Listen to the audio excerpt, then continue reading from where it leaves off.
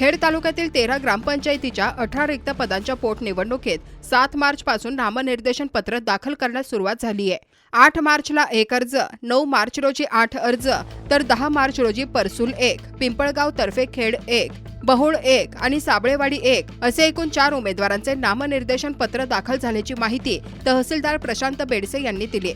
आज अखेर 13 नामनिर्देशांपैकी बहुळ आणि एलवाडी ग्रामपंचायतीच्या एका प्रभागातील रिक्त जागेसाठी 2 नामनिर्देशन पत्र दाखल झाले आहेत, तर उर्वरित जागांसाठी एकच नामनिर्देशन पत्र आले असून शनिवार आणि रविवार शासकीय सुट्ट्या आल्याने सोमवार दिनांक 13 एप्रिल हा नामनिर्देशन दाखल करण्याचा शेवटचा एकच दिवस शिल्लक आहे। त्यानंतर निवडणुकीचे चित्र समोर येणार आहे।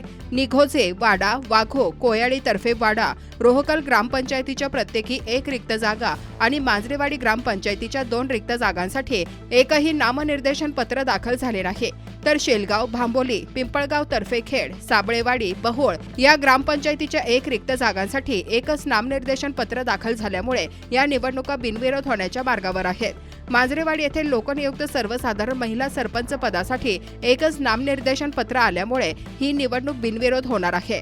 सोमवारी दुपारी 3 नंतर रिक्त जागांचे पोटनिवडणुकीचे चित्र स्पष्ट होणार आहे।